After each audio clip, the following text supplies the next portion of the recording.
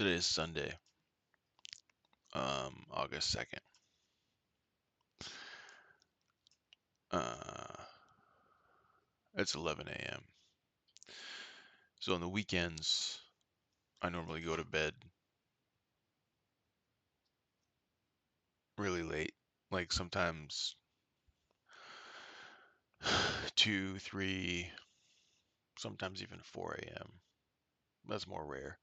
Average is probably 1 or 2. Uh, but recently, I've been trying to go to bed earlier, thinking that maybe that'll improve my sleep. And have been some days where uh, my feels better. It's never normal, but feels a little bit better if I go to bed earlier. I remember one time, maybe 5, 6, 7, 8 years ago, I went to bed at like 10 p.m. and I woke up at like 8 a.m. the next day, and I felt pretty good. I had a headache and I was exhausted still, but it was much more manageable. And I remember being like, man, I really gotta try to do that. And I haven't been able to recreate that since then. Uh, As a reminder, every single day I wake up with a throbbing headache, uh, completely unrestored from sleep, and my eyes are throbbing and very painful all day, every day. I have all three of these symptoms all day, every day: throbbing headache, exhausted, sleep didn't rejuvenate, restore, or refresh me, uh, and I feel these symptoms every day: headache, overwhelming exhaustion, and really sore, throbbing, tired eyes every single day. And when I say every single day, I mean literally every single day, every waking moment, every day, all day, every day. Those three symptoms going real strong, real profound: exhaustion, headache, and sore eyes. It's been going on every day for the last 20 years. It's like a private little prison just for me. So, um, anyway, so today's Sunday, August 2nd.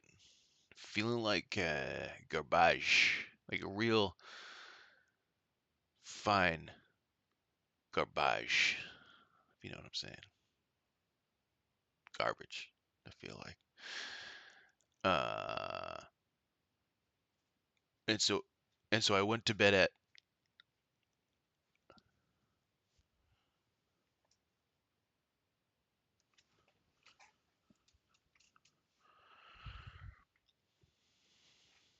I thought I knocked something over there, but I didn't. Last night I went to bed at 11 p.m. trying to, thinking maybe if I go to bed earlier, I'll wake up. Because I don't like waking up. If I go to bed at 3 a.m., I wake up at 11, 12 the next day sometimes. It's like there goes the day on a weekend. So I went to bed at 11 last night. It always takes me a while to fall asleep. Maybe I fell asleep by 11:30 midnight, maybe.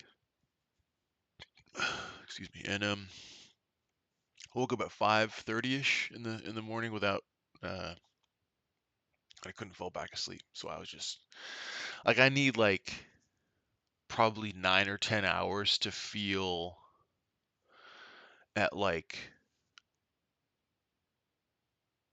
9 or 10 hours probably gets me feeling like 40% like energized.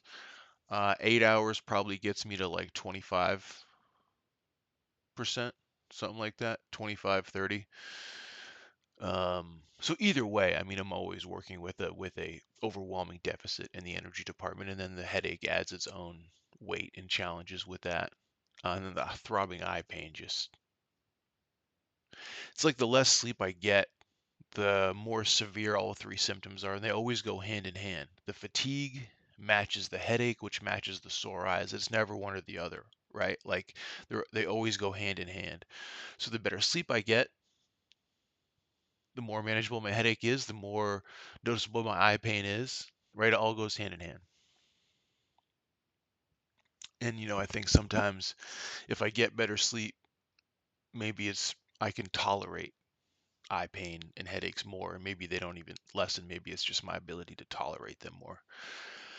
Because I notice that on my real tired days, I have like anger management issues where like it's better that I just don't socialize with people or talk much, or just keep my answers really short, and to the point, because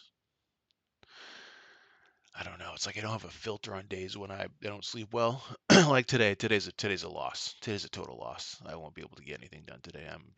And it's like crazy too, because like I can't do anything because I'm exhausted and my headache is overwhelming. And I can take something, I can take Tylenol or something, but it's just not.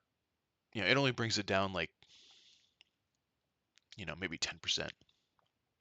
Right. So it's still there. It's always there. I like to say that the Tylenol kind of just, yeah, it brings it down 10%, turns the volume down a little bit. Sometimes it's more than that. Sometimes it's 20%, or it depends on, the day. Like, you know,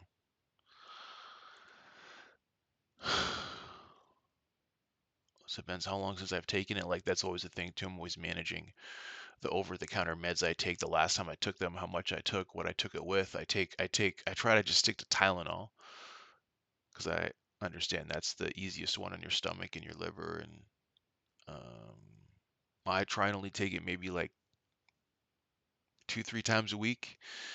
So most of the time I just ride out the headache. I just rock with it. you know, I don't really rock with it, but what else can I do? I mean, it's every single day. You know what I mean? I appear normal, so it's like people expect me to act normal, and they don't understand if I say my headache is so profound right now, and I don't even know if it's a migraine. Like I don't feel like.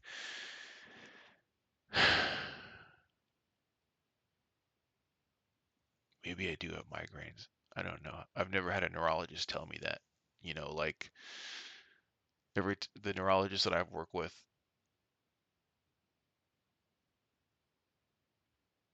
I don't know. Maybe they did tell me what kind of headaches I had. It seems like an all over head headache. I mean, it's like I'm wearing a helmet of pain. And it extends to my eyes too. So it's like this whole, everything but like my mouth area is like inflamed and in pain. And uh so yeah, it's 11. I've been up for five, 5.5 hours now. I'm on my second pot of coffee.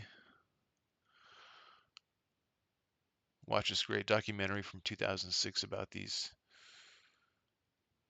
I don't know if I would call it great, but I think authentic documentaries are good because they're authentic and truthful, you know. But it was about this documentary about these young women at this outpatient clinic for anorexia and bulimia. And I like watching documentaries about stuff like that, other people, struggling or dealing with something that's kind of invisible to other people.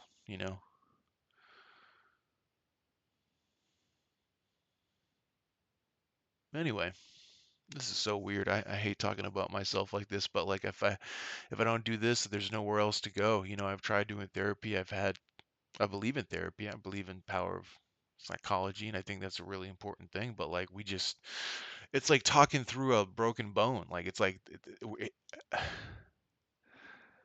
every time I stop seeing a therapist, we're both like, I think you have to see like a doctor, like a like a neurologist or like a sleep doctor, or like that's the root of the problem. Like I don't even know if I'm depressed. I think I'm some kind of variation of depressed, but like I don't want to kill myself. Like I don't want to, like I have projects, I have things that I keep trying to get going with and get started with. The headache and the fatigue is just uh overwhelming. I mean, it's really profound. um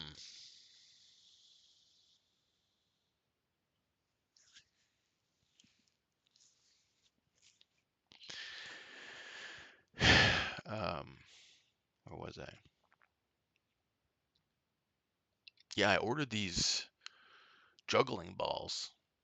um I've always been intrigued by juggling.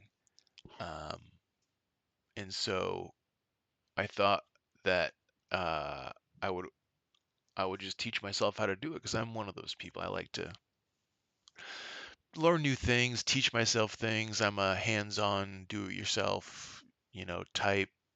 Grew up with Legos and erector sets and model cars and following instructions, and if I can find a way to do it on YouTube, I'll fix my car that way. Or I just enjoy working with my hands, and but especially the idea and the feeling of building something out of nothing. I used to do hemp bracelets, hemp necklaces, where you know weave the hemp uh, yourself and make little designs and put beads in it and stuff. I just like making stuff, especially stuff that's like on the artsier side. As a creative outlet, I make rap beats. I've always liked rap music, trap music, so I do a lot of. Oh no, my cat's. I gotta turn that camera. Sorry about that. Oh no. I built my cat a new litter box because we went through so many litter boxes because he's got this crazy. I don't know if I call it crazy, but he has longer hair, and the hair just makes going number two an issue sometimes. And all the litter boxes I bought him at like stores just weren't really big enough, and I would get the closed ones because I like he his pee goes up really high on the sides of the litter box. So I keep getting the enclosed ones, right, just to keep it all in there. But like he just kind of runs out of room. They're all just too small and too confined, and I don't think he likes being in a confined space. But if we don't have the really high walls, and like they make litter boxes with really high walls, but they're not high enough. So if you can see, I made one um, out of you know one of those one of those totes. You know what I mean?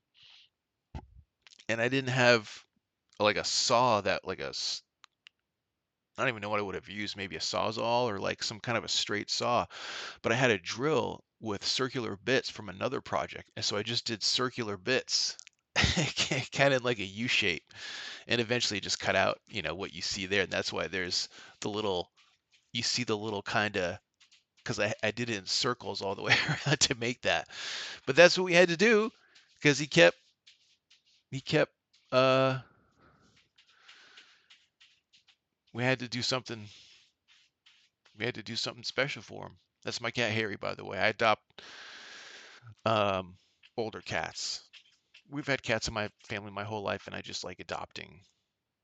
I've always liked the idea of adopting old cats and taking care of them, and because people don't really like adopting old cats, and they can be kind of expensive and kind of a pain sometimes. But I don't know. I like get a lot of satisfaction at taking care of old dying cats.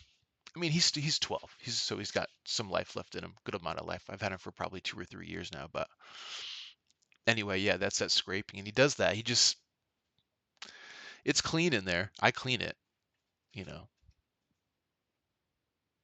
but he's just and I respect it. He runs a tight ship in that litter box. He uses it just the way I built it for him to use. So really proud of him. And we've come a long way. Not a lot less messes now on the carpet, and not that he ever went to the bathroom on the carpet, but one of the challenges we were trying to solve for was that somehow the poop and some of the litter would make it out of the litter box with him. So it seemed like he needed more space to be able to turn around and do his stuff, and so this has been working out. So anyway, oh yeah, what I meant to say was I got these juggling balls to teach myself how to juggle, like professional juggling balls. It's like $30 for like these three balls, like weighted. I think they have beans in them, so they're gonna have that like hacky sack feel. But it's like this nice stitched together leather. They're nice balls. I tried to find them so I could show them here, but I don't know what happened to them. But anyway, I do stuff like that all the time where I get into something, like I'm gonna teach myself something, and then I just never have the energy or the lack of a headache to do it. I got this book because I really like watches, and I want to.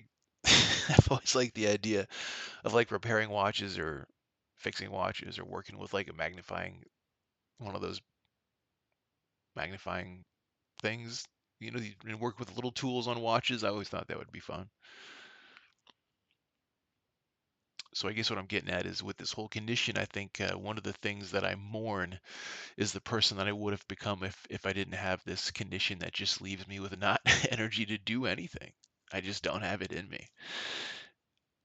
Like I wonder what I would do if I finished these things. And a lot of people procrastinate. I do have ADHD and all that stuff. I've been diagnosed since I was 12. But I see it more as a superpower than a setback, to be honest. My setback is just profound fatigue and overwhelming headaches. I just can't, my brain can't, I don't know, like trying to do, like, it's like trying to read in a room with a huge speaker with music that is blasting at a volume that you didn't think was possible and that you know for a fact is not healthy for your ears and will probably lead to hearing loss. And you're like, is there anything we can do to turn this off or turn it down? And like, it's just like, and the answer is no, nope, nothing you can do. And you're like, I don't know if I can read in this room like this. This is like impossible to do. It's like I'm trying to think through the words and the concepts and the things that are written in this book, and it's just, and I'm hurting. It's doing physical pain to my eardrums. Like I can feel the damage happening. Like I just have to hold my ears like this. I can't read the book. I can't, and that's kind of what it's like. It's like I just so it's like or like having a huge boulder in your room. You know what I mean? Trying to do an activity, you have this huge rock in the center of the room, and you're like, "Can we get this out of here? Can we move this?" And they're like, "No." And so it's like trying to play Twister on a little tiny piece of floor, and you know, there's not enough space in my mind to think through things. So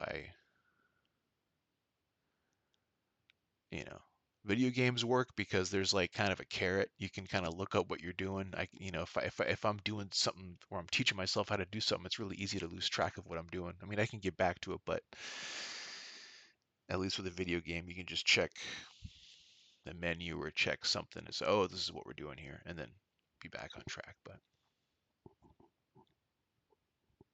anyway, 18 minutes. I think this is the longest video. So rest of the day, it's Sunday. I don't know what I'm gonna do. I keep wanting to write. I've started writing a book, not about this experience, just about something else. Vampires, if you want to know. I love vampires. I think I just want to do a short story, though. I want to focus on the mechanics.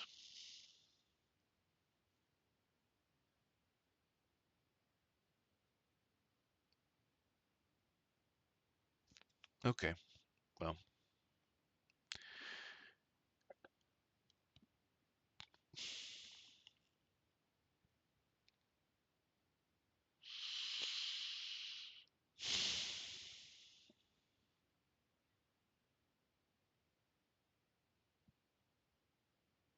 I guess that's it for now.